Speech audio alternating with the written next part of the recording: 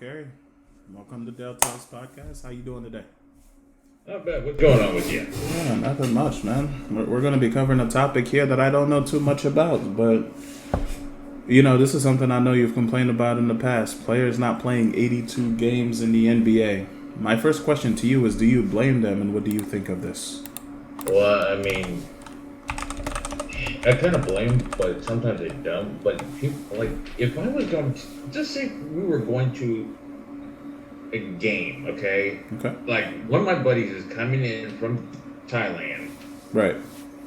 and now we found out Damian Lillard got traded to the Milwaukee Bucks from Portland. He was going to go to the San Antonio game. Right. But you know how Greg Popovich is worried about, like, these guys is going to be setting the number one player that they drafted, and then it's like, oh, well, let's not go to that one. Now they got Damian Lillard with Giannis. He's expected to pay his money to go watch him play. Now they sit out, and then hey, I'm gonna sit and rest. Like, what's the point? I mean, people pay money to watch these guys play. As a star athlete, you don't just sit guys out and just say, hey, I need rest, and then people came out to watch. What kind of advertisement are you sending? So I guess it comes down to ethics, right? What's right versus what's best for the players. Right. Sometimes the players. If I was going to go to, back in the 90s, Michael Jordan, 82 games. Malone, 82 games. Stockton, 82 games. I don't know if guys are healthy enough nowadays to play a full 82 games without getting injured. Well, here's the thing. This is coming from NBA. I mean, I sent you an article today. Yeah. And it's coming from the executive head of basketball operations, Joe Dumars. Fantastic player with the Pistons, with the Bad Boys. Okay. And we are really emphasizing that this is an 82-game season. Yeah, I don't disagree with them at all. Has data indicating rest doesn't necessarily translate to players being healthier. Really? So they have research data on that? Well, this came from Joe Dumars. I think it was given a conclusion that the data showed that you had to rest play a certain amount to justify guys sitting out.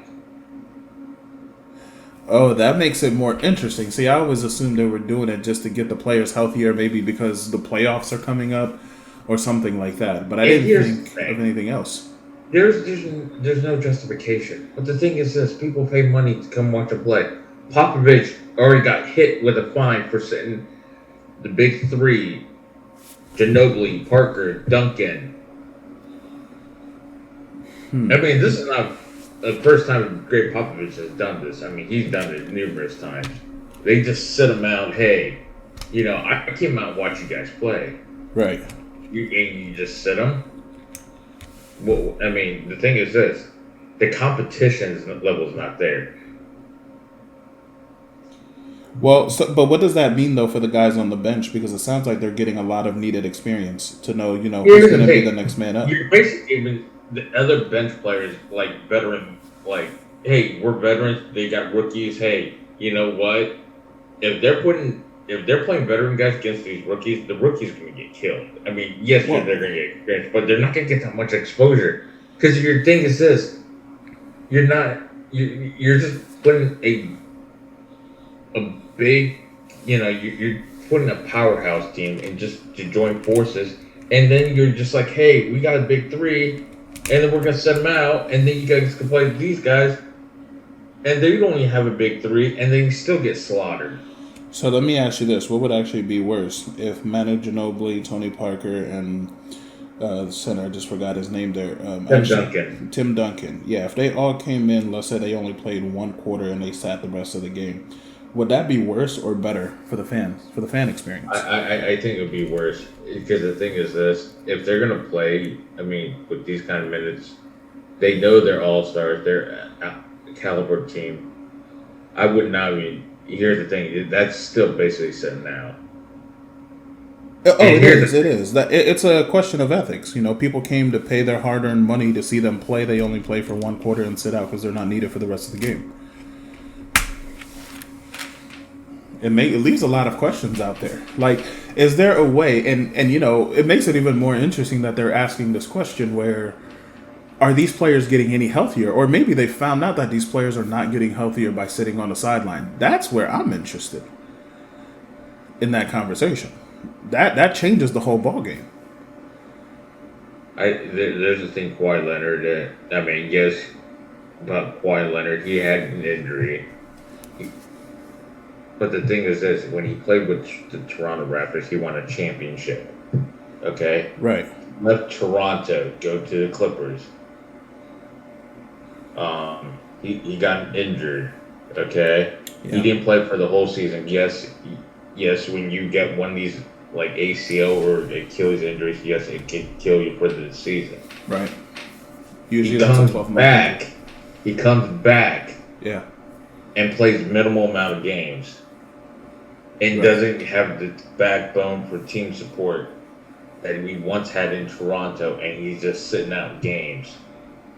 Well, does he even have the backbone for himself? Can he keep himself on the court without being in pain?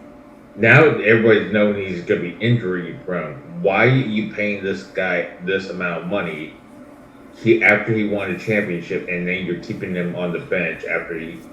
How much is he being paid? Do you know what his contract is?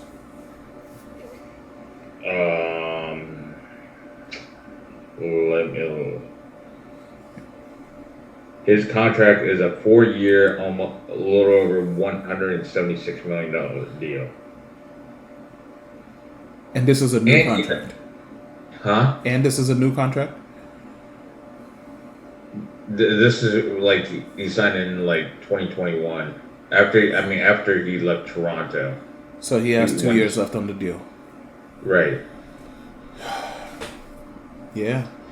Why would you pay this guy this amount of money and you can't utilize him? He's being overpaid. Well, in 2021, I'm sure his market value was $176 million for those 4 years. And his market value is probably still that today, even with him being injury prone, because when he can... Why Leonard signed a 4-year deal, $176 million contract, including, let's see, so this coming up season, he's going to get paid a little over $45.5 million base salary. I'm okay with that.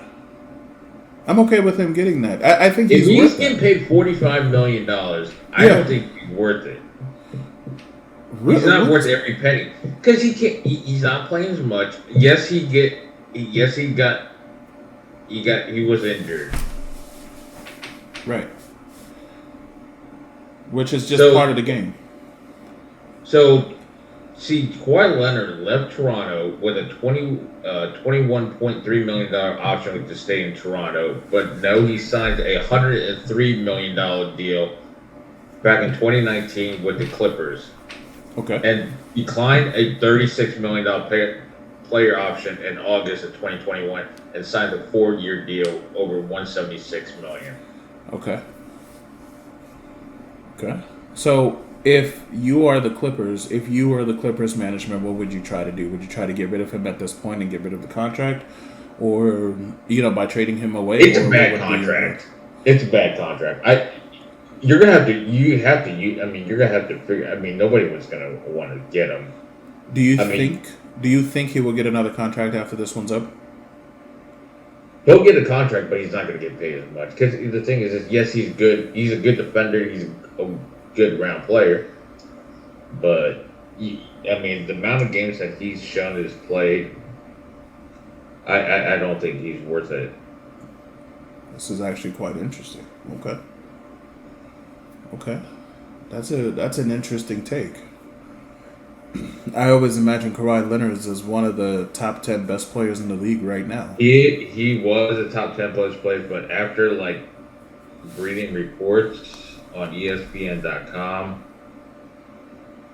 he's not showing. He's only played 52 games, and now the NBA is considering you have to play this amount of games in order to be like considered a one of these candidates into a award, either be a first team or second team All NBA team. I'm actually okay with that. You can't if you're playing less than 2/3 of those. I think it was 2/3 I ever heard saying you're not even considered. So let me ask you this: Who would you put in your top 10 list of players in the NBA right now? Who would you say is up there for you? Who would be your top 10? Because I have a list that I would say for my top 10, so we'll compare them a little bit. Go ahead. I mean, I would like to hear your first, and I'll say I would disagree or disagree. But I'm going to send you this article. It says, Kawhi Leonard, I'm going to tell you this. Kawhi Leonard on new rest rules, no league policy helping me play more. Wow. Okay. And it bases off the fact that, Well, like I said, I mean, with his ACL tear, I don't think he's going to come back for 12 months. I mean, usually it takes that long to recover from that injury. Well, actually, it was a meniscus injury. And a meniscus injury. You know what? Sports have been having a lot of meniscus tears lately. You know, ACL was the popular one, but now the meniscus is being talked about left and right. But before we get to that, I'll tell you my top 10 players I think in the NBA right now. I'm gonna start from 10 and work my way down to 1. I'm gonna say Joe. I mean, you don't have to give me in any particular order. Oh, that's okay. Well, we'll just do it in the order that I'm thinking of it in, because I really wouldn't know the order that I would put it in. So we'll just do it this way. So we'll say Joe Morant, number 10. Let's say number 9, Damian Lillard, I would say. Number 8, I would say, man, his last name is like Gilgeous-Alexander. I don't remember what his first name is. I think it's like Shai. Gilgeous-Alexander? Yeah, Shai Gilgeous-Alexander. Steph Curry, I would put at my number 7. Kevin Durant, I would put at my number 6. My number 5, I would say Joel Embiid. Number 4, I would say Jason Tatum. Number 3, I would probably go to the Mavs and say Luka Doncic. Number 2, I would probably put, and these two are interchangeable, but Giannis Antetokounmpo. And then number 1, I can't hate on him, Nikola Jokic. I mean, he's the best player in the league right now, by far. It's not even close.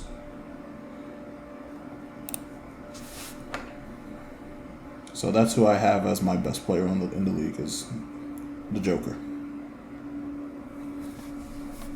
So who would be your top 10? Let's see if we end up with players in the same top 10 list. I'm not going to give you any of them in particular order because they're all phenomenal athletes. No problem. So I would have to go with Joel Embiid. Joel Embiid, okay. I would go with the Joker. Okay. I would have to go with Doncic. Okay. So you gave me 3 so far. I would go with Damian Lillard. 4, okay. Giannis. Okay. 5. Tatum. Okay. 6. Curry. Durant. 7, 8. James. 9, okay. Ooh, interesting, okay. The reason I put LeBron James up there is because he is pretty much the GOAT. He is the face of the league at this point, so... Yeah, anyone who questions that is a joke. Exactly. He's one of the greatest of all time. It's not a question, it's a given. And... Did I mention Durant? Yes, you did. I need one more. You need one more.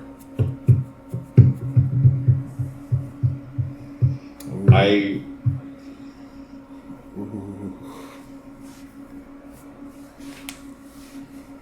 I don't know. I mean, the 10th is going to be the hard one. Right, because there's so many you have to leave out.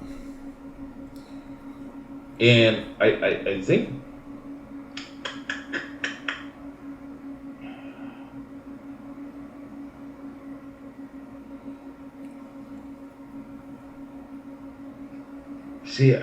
See, Harden is a shooter, and he's a great prolific scorer.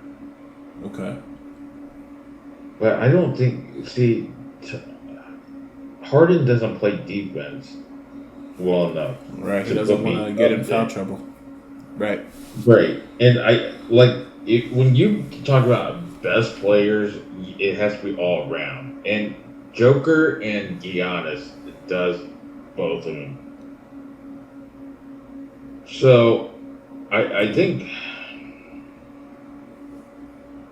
and Booker's a scorer too, and it just it's kind of hard to figure out who that last person it would be. It's very difficult. I'm just gonna leave at 9. You're gonna leave it at 9. Wow. Okay, that is because the thing is this. I mean, all these guys are great players, but it's just Curry, I already mentioned him, Tatum, Giannis, Luka, Leonard, Embiid, Tatum.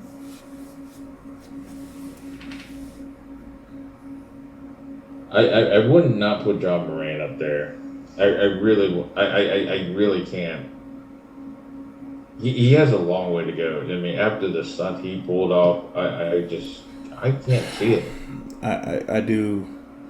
I have a soft spot for that guy. I hope he figures it out, because as long as he keeps himself out of trouble, the sky is the limit for that guy. He can do so much. He just has to keep it in mind. I'm going to throw them out there, and it could be interesting. I think might be the hardest working player, either maybe Jimmy Butler. No, Jimmy Butler is a different kind of athlete. He's a special athlete. And he can work. I think he can do both ways, but I just don't know. There's Jimmy Butler, and another guy that I really want him to just get his life together, man, is none other than Zion Williamson. My guy. Yeah, everybody wants to. Prone. No, he's injury prone. I think the injury prone part is only one part for him. I think the major part is getting his diet in shape. They even have in his contract that he has to stay, I believe, under 295 pounds. My guy, you're going to make all the money in the world that you ever want to make. You could be $1 billion athlete over the next decade if you just stop eating what you're eating, stay under the weight, and make your money. Enjoy the game of basketball, have fun, and enjoy your life later. Why is that so hard to ask for? You know what? I can also throw in Chris Paul. Chris Paul, okay. There's another one. But I think Chris Paul and Marcus Smart, I think those are two. Chris Paul, he's just older. That's just all it is. Right. He's just older. That's just it. I think I would throw in Chris Paul. Okay. So Chris Paul, we're gonna have him in your top 10. I like it. Okay. Yes, I would. Okay. Sounds good to me. All right. Well, you know what? I think we've covered basketball for 19 minutes, so let's shift over to college football. But here's the thing: we haven't discussed about the top teams in the East. That is true. All right, so let's go. And like I said, this will need edits anyway. So the East right now, the championship contenders are be Milwaukee and Boston. Between Milwaukee and Boston, okay. Yeah. Who do you have favored? If that was if there wasn't ever a favorite, it would be a toss up. Here's the thing: Ooh. that trade that went down a few weeks ago with Damian Lillard and Drew Holiday going to Portland and Damian Lillard going to Milwaukee. Then Drew Holiday got traded again to Boston. Right. It's a huge, massive toss-up. Here's the thing. Let me give you Milwaukee's roster. Okay. So they got Giannis, Okay. They got Damian Lillard, Okay. Brock Lopez, Chris Middleton, Bobby Portis.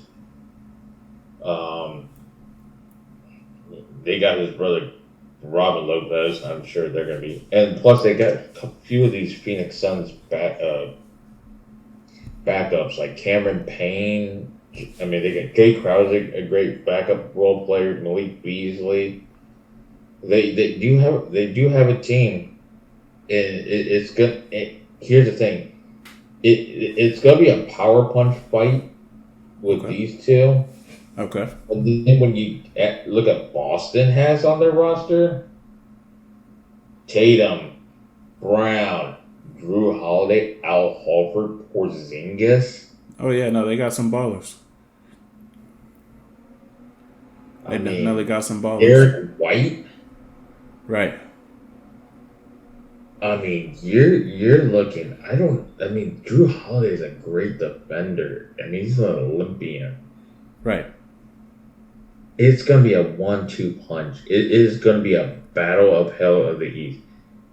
Here's the problem. So where do you put Miami in this twist? Since I know you're focusing on Milwaukee and Boston, but Miami did pretty well last year. Miami's going to probably do well, but it's not going to be the same because the Philadelphia 76ers got a new head coach of Nick Nurse, who won a championship with the Toronto Raptors. Ah, okay. So it'll be interesting with that kind of psychological, but with Embiid and Harden, I don't think Harden wants to sticks around any longer because he might be looking his way out. But then they got Patrick Beverly, a great defender, scrub. Danny Green, a great 3-point shooter. James Harden, Tobias Harris is a great, Therese Maxey, Anthony Milton. Right. And PJ Tucker. I mean, they're going to be great. It's just going to be interesting if they can make it. I don't think they can. I don't see how it could, but it's out there. But, I mean, nobody's going to compete with that one. I mean, Miami is a rebuilt roster. They don't have those backup supporting roles that they had. They lost a couple of guys to, Max's, to a Cleveland Cavaliers. A few other guys went other routes. Okay. Kevin Love's gotten older. I mean, they got Butler, Bam Adebayo, Tyler Hero, Kyle Lowry, Caleb Martin. I mean, Miami gets a bunch of nobodies turned into great players. I don't know. I mean, they had the most undrafted players to play on the Miami Heat. Okay. But that's enough about the East. But the West, it would be I don't think anybody's going to compete. The defending champions, the Denver Nuggets, is always going to be up there. Defending their title. Especially with Joker. Yeah. Right. Especially with Jokic, yeah. And then you got the Phoenix Suns. I think those two might be your primary two. Even with the Phoenix Suns losing CP3 over to Golden State, you still think Phoenix Suns are still up there? I think Phoenix is still up there, and I'll give you a reason why. So, the Phoenix Suns got they lost a few players to Milwaukee, and then Milwaukee got a few players from Phoenix. Okay, so Grayson Allen's up there. Then you got Bradley Beal in a trade. Okay. Or he was signed with them. Devin Booker, KD. Right. You got Eric Gordon's a 3-point shooter. Damian Lee, who was playing for the Golden State Warriors at one point. Then they got Nurkic that came from Portland in that trade. Okay. So, I think, Phoenix has got something going. I mean, even though they lost CP3, yes. Never count Golden State out. Steve Kerr. He still got these guys. They got Curry, got Rudy Gay, Draymond Green. Rudy Gay's 37. Jonathan Kuminga, Kevin Looney, CP3 at 38. Gary Payton II. I think he had some personal issues last season. Right. Klay Thompson, Andrew Wiggins. I mean, they may be up there, but I mean, it's not going to be easy.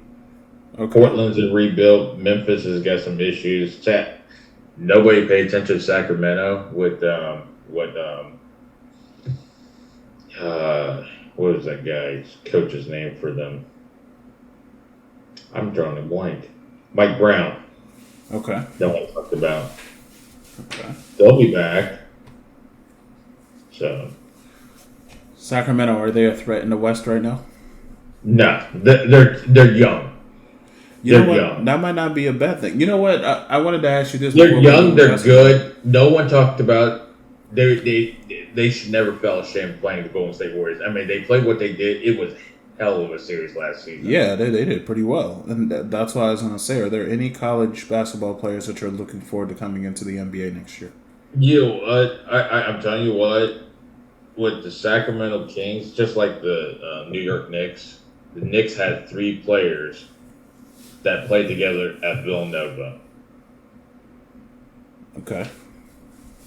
With Sacramento, they had De'Aaron Fox and there was another player. So do you think that can happen again, where you can get a team? Monk that played at Kentucky. But do you think that can happen again, where one team can get 3 players from the same university to play together again? Rare. Yeah, that's rare. Yeah, it's hard. Yeah. Very hard. That is by complete chance. Yes. Okay.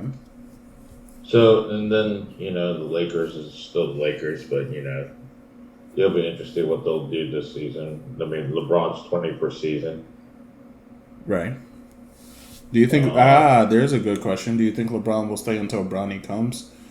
Or do you think with... I don't know. That still remains to be seen, but... I mean, the Lakers, they probably found their third option with Austin Reeves. Okay. I mean, he can ball. I think they got something special, but it's just a matter of how they utilize these guys. Okay. Yeah, that'll be something interesting to keep an eye on. Yes. That'll be something. Okay. I mean, I'm doing fantasy NBA. We'll see how these guys do and how far they go. Okay. Sounds good to me. Yeah. Sounds good to me. And is there anything else that we might be missing from the NBA? Nothing I can think of. We could keep going with this one, but we'll save the good stuff till later when the season kicks off. The playing game on October 24th. Sounds good. All right. So you wanted to talk about the college football top 10. Top 10. Here's the thing. This will be the final year of the college football playoff with 14, and then we're going to do 12. Thank God. No, we're going to 8 and then 12. Oh, it's 12.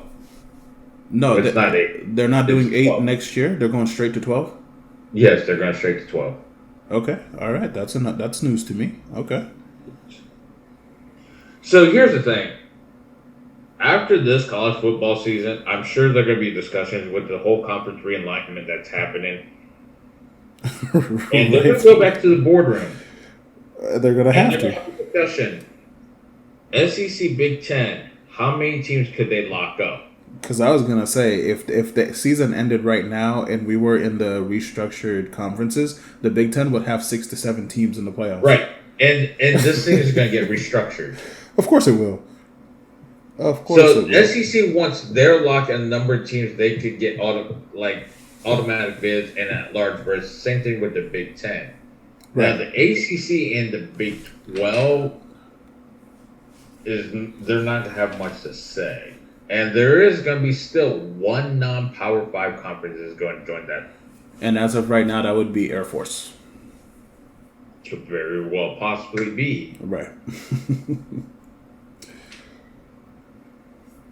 But if we're looking at the strength of schedules, I mean, here's the thing: if we had, just say we had 12 teams, okay, and we still have the Pac-12 still alive right now, okay, here is going to be the 4 lockups. okay. So we're throwing this out there as a fictitious thing. Okay. Georgia, the 4 teams will get the bye. Okay. Georgia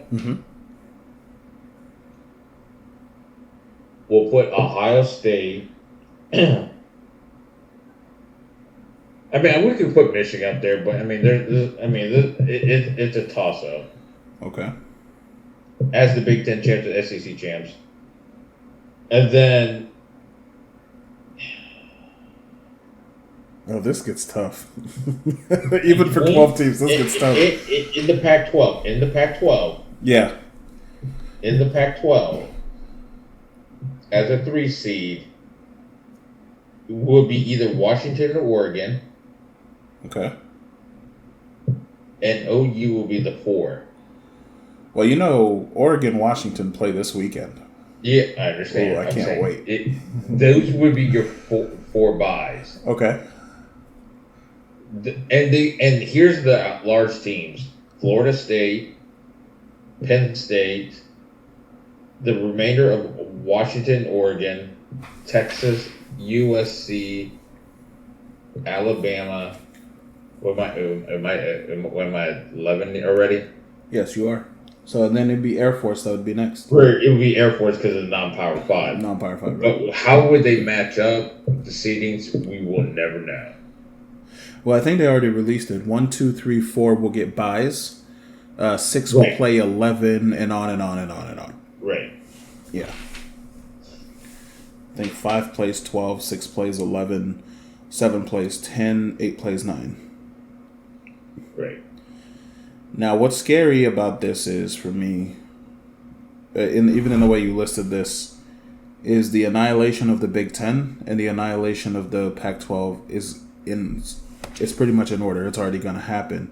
Ohio State will play Michigan. Ohio State will play Penn State. Penn State will play Michigan. So the annihilation will all happen. And then in the Pac-12, same thing will happen. Washington plays Oregon. Oregon plays USC. USC plays Washington. They're all going to self-annihilate. Only one team will come out. Now, I am going to ask you an interesting question, however. Okay? If USC survives the rest of their schedule unbeaten. Now, keep in mind, I think they have the toughest schedule in college football. They got Notre Dame this weekend. Then they go home for Utah. They play Cal. Okay, it's not a tough game. But then listen to this. They have Washington at home. Then they go to Oregon. And then they go back home for UCLA. If they survive this, do you give Caleb Williams a second Heisman? I wouldn't hold your horses on it because the thing is this. They're protecting that so hard. The numbers have been outstanding compared to he had last year's.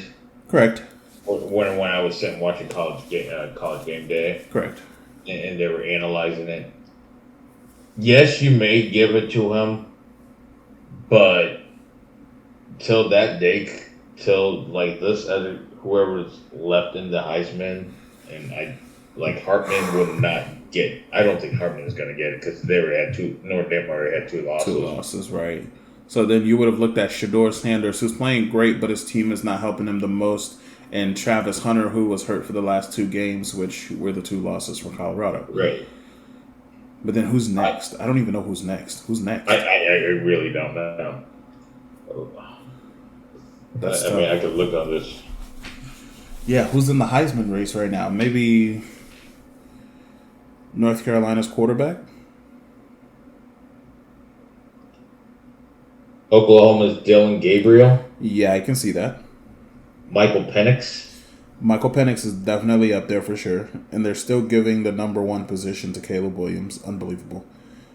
Jaden Daniels. I mean, oh my God, Bo Nix? Bo Nix is in this list. Jordan Travis is in this list.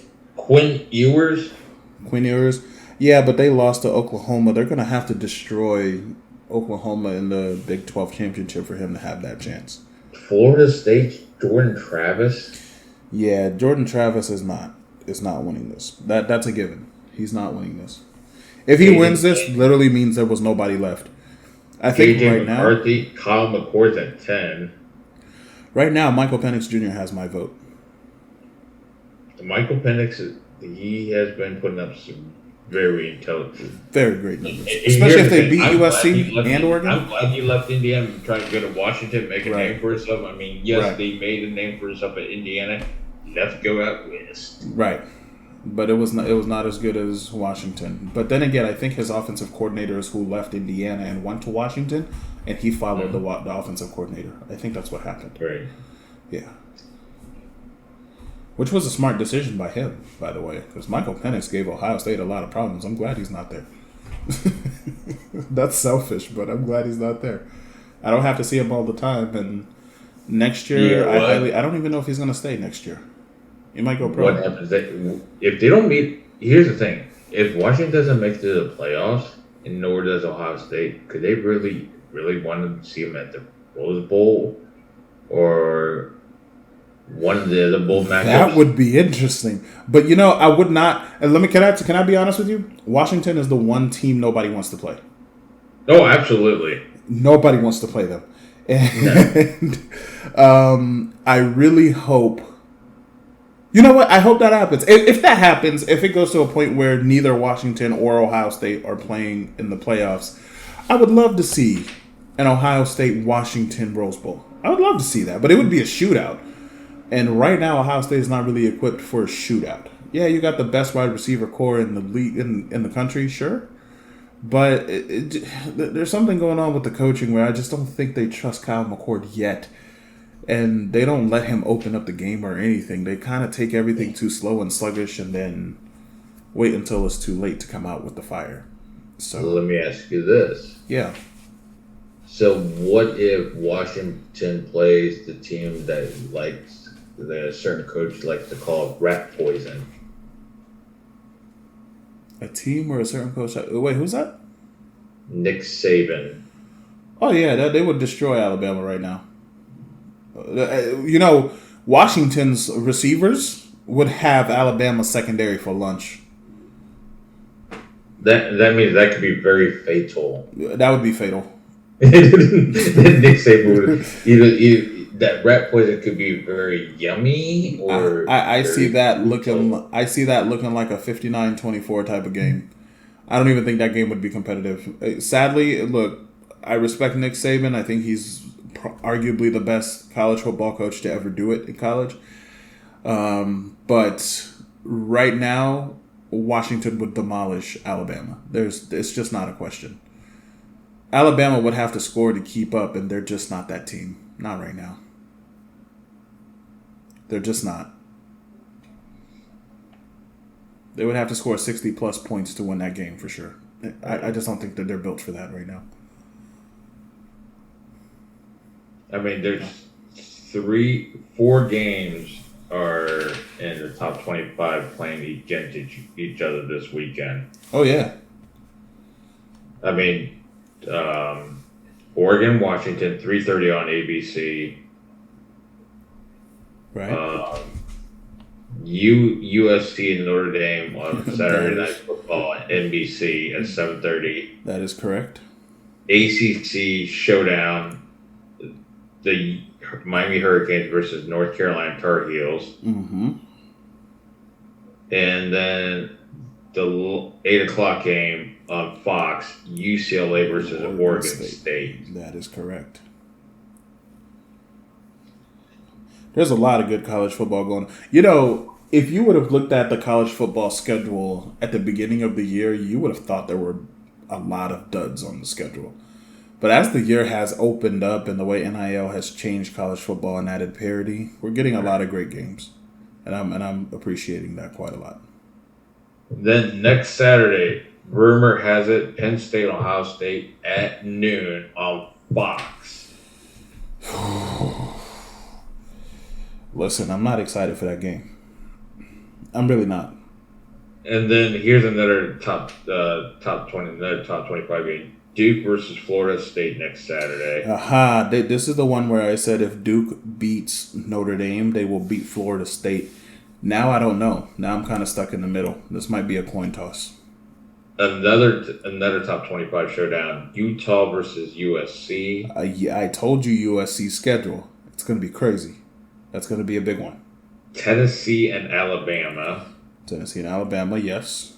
Alabama has to get that win back from last year. 3:30 on ABC next Saturday. Washington State versus Oregon. Yes. Cameron Ward takes his team down to Oregon. It won't be easy. It might be a little tough, but I think Washington State can score enough points to beat Oregon. But they're going to have to start fast.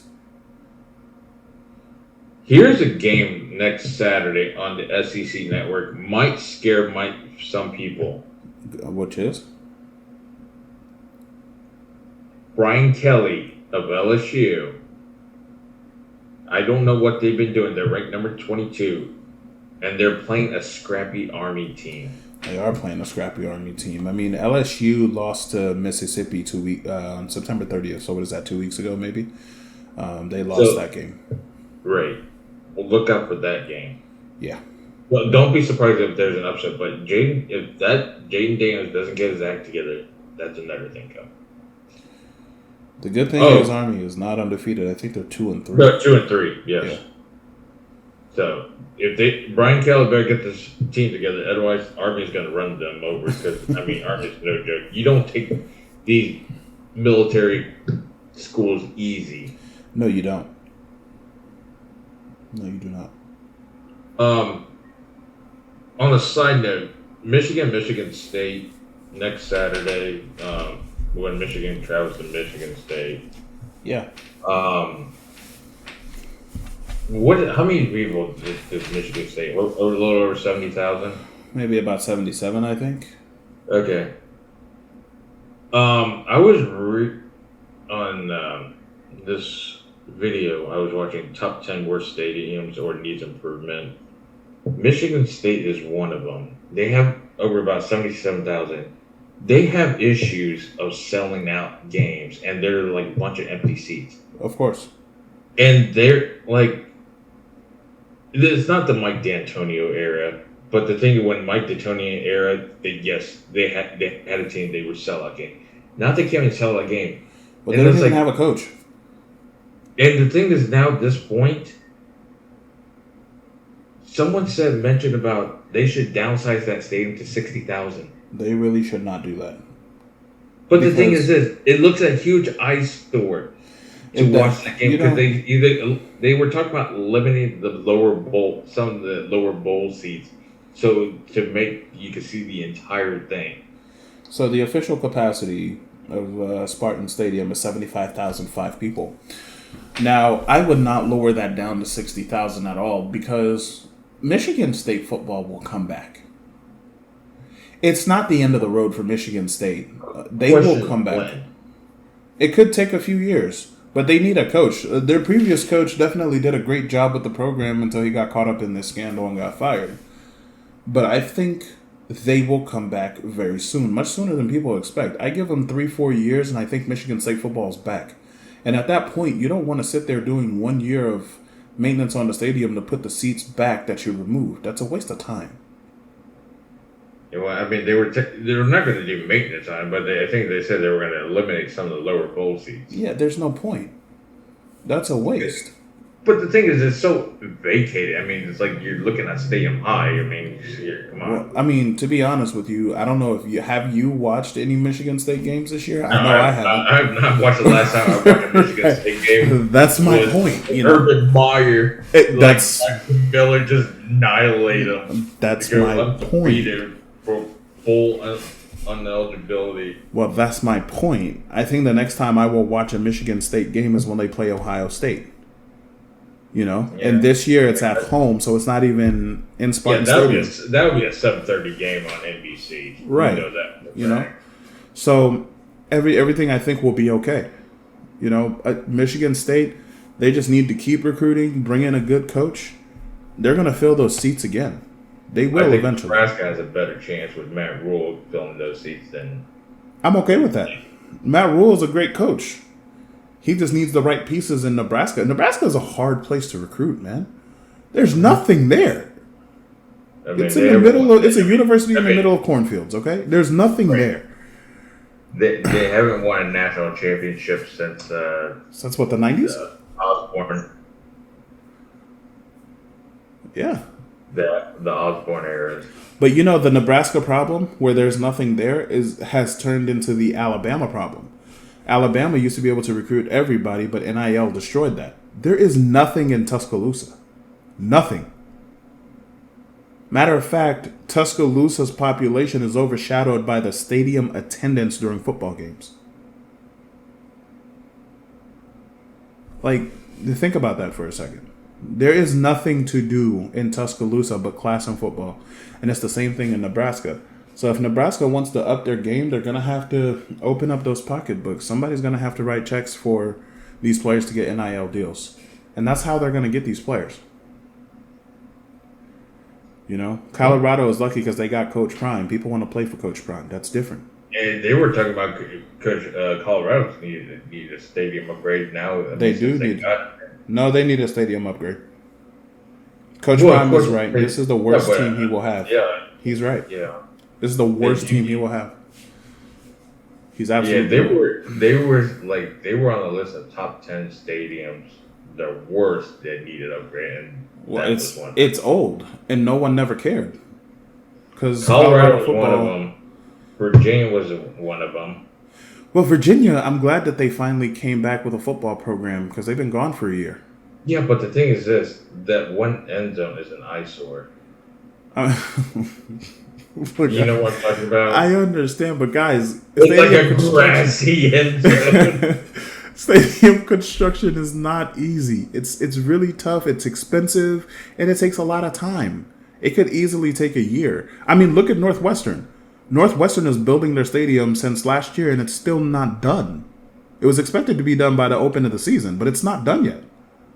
You know, there's another eyesore. Which one? That just joined the Big 12 is BYU. Well, they're in the mountains. Nice view, but I guess there was like... They're selling the view. They're selling the view, not the stadium. Right, but the thing is, it's like you're looking at it, it's like the view... There's certain areas of it, it's just not...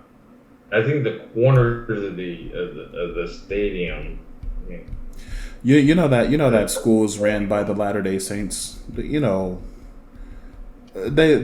probably don't even pay attention to football. They probably wouldn't even realize this. I don't think. They just joined the Big 12. I mean, they said they need a new one. Wow. California, there was one of them that was up in the list. I mean, I think USC needs a new stadium, but the Coliseum is a landmark at this point. Why would you want to try to change that? I mean, even the Rose Bowl probably needs a new... Oh, the Rose Bowl definitely. UCLA definitely needs a new stadium. But once again, these are landmarks. They're very iconic. And for me, I don't think that's enough. I mean, you look at the stadium that the Rams built in SoFi Stadium, and I'm like, yeah, we need new stadiums at USC. Don't forget the Rams did play at the Rose Bowl. I understand that, but that's why they were waiting for their stadium to be built. And after their stadium was built, you never heard about them going back to the Coliseum or the Rose Bowl. Right. Yeah. It's just time. I get they're iconic, but at the same time, it's time to move on. It's time to upgrade. I don't think they will because I've been to California. There's not much left. I mean, like, you mean if land? You want to try to build something, I mean, you're going to have to take somebody out. Well, no. You demolish those stadiums and you rebuild where they are. You don't change the location. The only one that did get a restructure, and I'm talking about stadiums on the side, Steve Ballmer bought the Great Western Forum. Okay. And now I don't know if he tore it down or just like ripped parts of it and refacing the old Lakers, the Great Western Forum. I don't remember what their stadium's going to call. So is that the old Staples Center? No. No, the Great Western Forum where the Lakers played before they moved to the Staples Center. I got you. Okay. Yes. Okay. Let me try to figure it.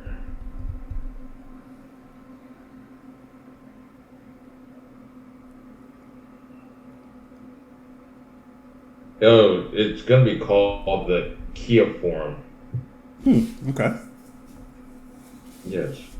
Kia Forum. So that would be I guess that would be the new Clippers are going to be moving to. Okay. Sounds good. Kia Forum. Okay. I like it. It's not open yet, but it'll be next season. At some point, okay. Yes. So they're refacing. That's fair. That is fair. But I mean, Saturday college football. I mean, it should be very interesting. I think we have a great weekend of college football going on. I mean, Friday night you got Stanford and Colorado. I'm sure that everybody's going to be placing a bet on Shedeur Sanders. Maybe throwing probably over 2.5 touchdowns, but we'll see on Friday on ESPN. After that Arizona State game, though, for Colorado, I wasn't too happy with Shedeur Sanders going to the student section and flashing his arm, like, the Shedeur showing off the watch and everything. I was like, my guy, you barely beat a 1-5 team that you should have destroyed. I'm not exactly sure if this was the right timing for this. For me, that was a little bit cocky, but he is who he is. It is what it is. We'll let Shedeur be Shedeur. It's okay. Yeah, I mean, that's a 10 p.m. game. We'll wait until Daily Wager, see what people are betting on. I mean, it should be Sanders that goes over 342.5 yards and 2.5 touchdowns. If Travis Hunter is back, he'll destroy that. Receiving yards, Xavier Weaver over under 86.5. Jimmy Horn 71.5. Those are ones. Hankinson 42.5 yards rushing. Yeah, I have no idea right now. We'll just wait till Daily Wager comes up, and then we'll just figure what wagers we should bet on. Absolutely. We'll let the pros go at it. That sounds good. And if you're going on Daily Wager, make sure you watch Aaron Dolan. Aaron Dolan. Fantastic. So the guy knows what he's talking about, okay? Yes. All right. Well, it sounds good.